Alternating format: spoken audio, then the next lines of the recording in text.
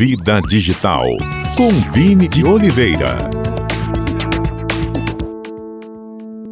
Olá, Vini, boa tarde, tudo bem? Boa tarde, Carlinhos. Como você tá, amigo? Tudo bem? Tudo jóia, e eu tenho que falar que acabei de receber aqui em primeira mão Economia Criativa 4.0, o mundo não gira ao contrário, de Vini de Oliveira, um livro maravilhoso, com uma capa linda. Agora o conteúdo eu vou ler, depois eu conto pra vocês se é bom, viu? Eu espero que seja bom também, né? Não analise o conteúdo pela capa. Mas eu tenho certeza que esse jornalista especialista em tecnologia tem muita coisa boa para ensinar pra gente. Já está à venda lá no seu site? Tá, já tá online aí, daqui a pouco tá liberado nas plataformas digitais aí. Show de bola, Economia Criativa de Vini de Oliveira, muito obrigada, viu? Vou guardar com muito carinho, fiquei feliz demais com o meu presente aqui.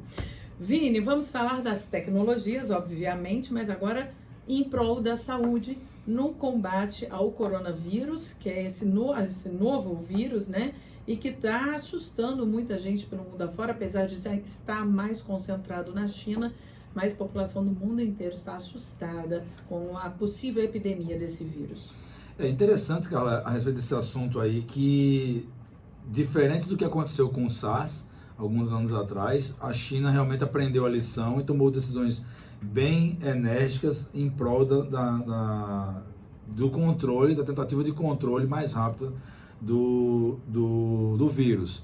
Né? Então, várias medidas foram tomadas, e aí um dos meus seguidores lá, que é um amigo meu, Rafael Dutra, que mora em Xangai, ele é campinense, está fazendo um MBA lá em negócios globais, e aí ele começou a me relatar as situações que estavam acontecendo por lá. Eu disse: Rafa, a gente precisa passar essa tranquilidade para a população, porque infelizmente a gente tem visto muitas notícias falsas aí na mídia, e que é muito triste isso, né? Então, e com o relato dele, que está lá vivenciando de perto, em loco, a situação toda, você vê que como o governo chinês está tomando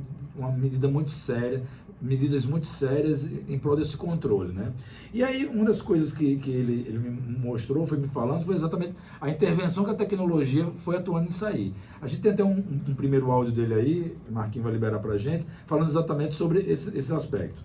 Começaram a coletar essas informações das pessoas. Essas informações muitas vezes estavam sendo registradas através utilizando-se da tecnologia, de respostas de formulários online. Esses formulários estavam alimentando bancos de dados. E hoje, por exemplo, aqui na China, tem uma acessar o site através do meu WeChat, que é como se fosse o WhatsApp deles. Dentro do meu WeChat tem um site que atualiza todas as informações. Então, nesse site está falando quantas pessoas foram contaminadas, quanto que aumentou de ontem para hoje, quantas faleceram, quantas foram curadas. É possível, se eu estiver sentindo sintomas, lá eles informam os sintomas que está acontecendo. Se eu estiver sentindo sintomas, eu tenho como marcar uma consulta online, uma pré-consulta online, onde o médico vai escutar o meu caso e o médico vai falar se eu vou estar em estado de atenção ou não.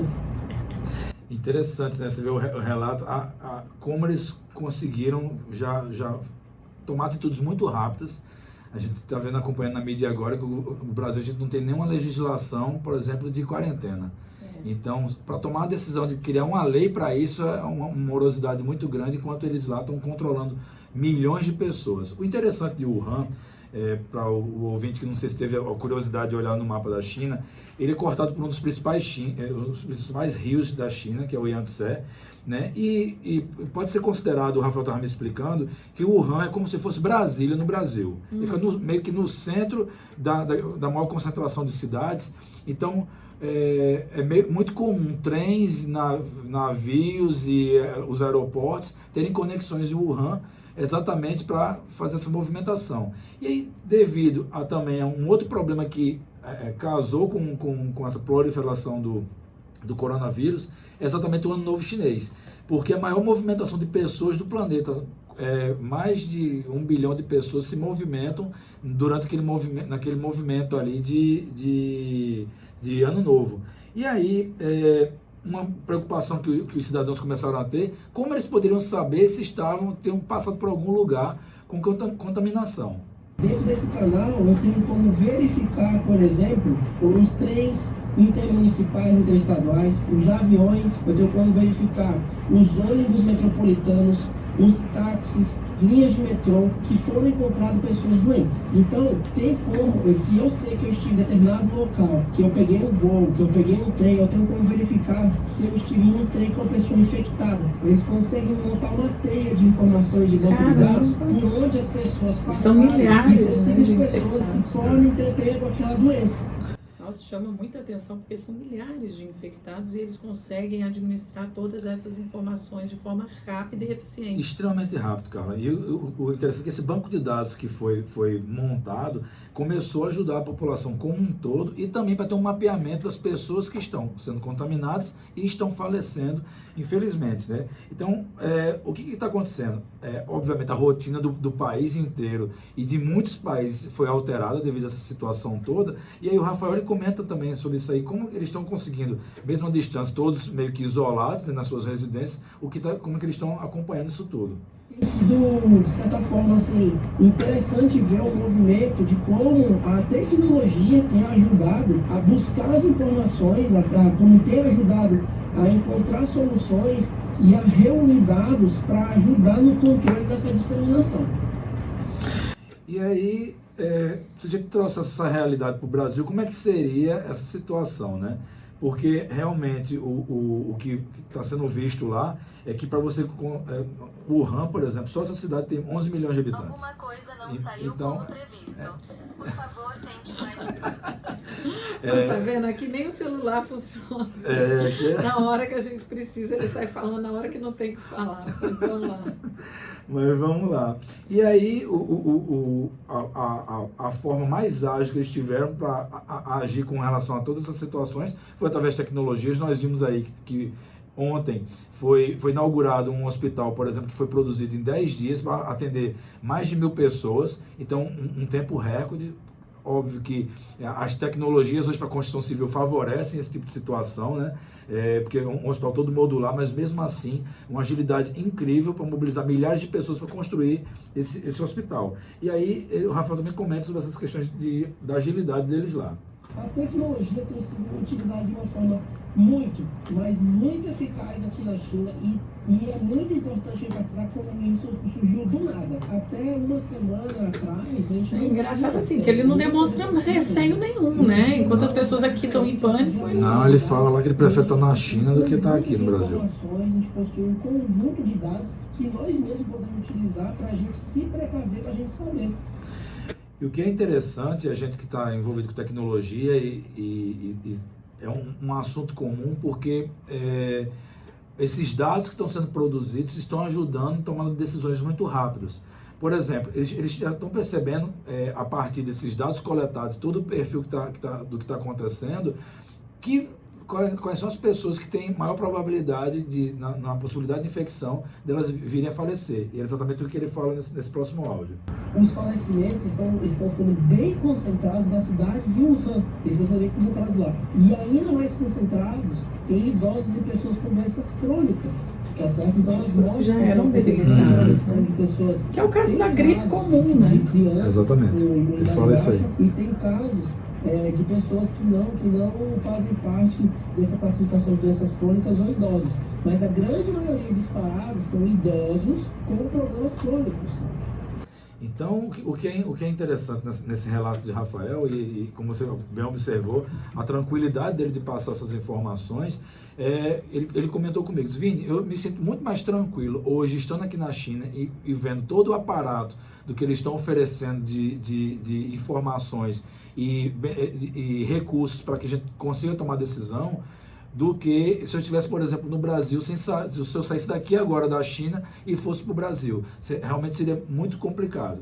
Ele, óbvio, disse que está sentindo uma tensão muito grande, mas tudo o que está acontecendo por lá, por exemplo, eles liberaram, a polícia está utilizando drones, com alto-falantes, eles ficam monitorando nas ruas com esses drones, e quando verificam uma pessoa sem máscara, o policial vai lá e conversa com a pessoa e diz, olha, coloca a máscara aí, e chama atenção na frente de todo mundo, de uma forma até meio irônica, mas para tentar trazer uma leveza na situação. Mas você vê que eles estão fazendo um mapeamento à distância, com drones, onde tem grupos de população, porque a priori, todos os lugares que têm ambientes fechados estão sendo controlados ou sendo fechados para que evite a proliferação do vírus. Isso é interessante, eles admitiram, o governo chinês admitiu que demorou a agir com relação a esse novo vírus, que demorou divulgar a informação, mas o fato de ter admitido isso já é um grande avanço, né? Já é bom, digamos assim, e eles estão agindo em contrapartida, demoraram, mas agora estão agindo de forma muito eficiente. Então isso é que é importante também, que traz essa tranquilidade para os moradores de lá, essa segurança de saber que de qualquer forma estão sendo bem cuidados, estão sendo assistidos pelo governo, né?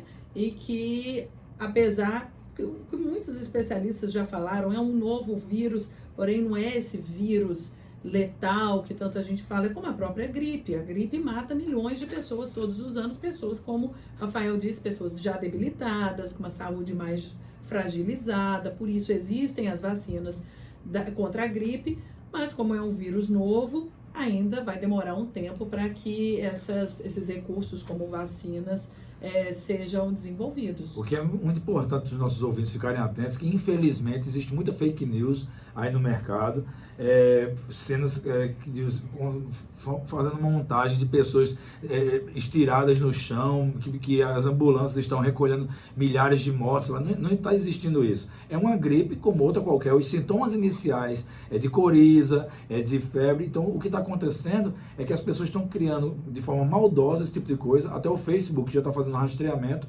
dessas informações para tentar excluir das redes, tanto do Instagram como do Facebook, porque realmente é uma pena que estão usando essas informações num momento tão sério que a sociedade está passando para passar esse desserviço às pessoas. Com certeza. Vini, muito obrigada mais uma vez também por esses esclarecimentos tão importantes aqui pra gente. Eu que agradeço, Carlinhos, espero que todos fiquem mais tranquilos aí com relação ao coronavírus. Um forte abraço para todos e vamos em frente. Até semana que vem, agora 4h28, tem um intervalo e na volta o Momento do Esporte.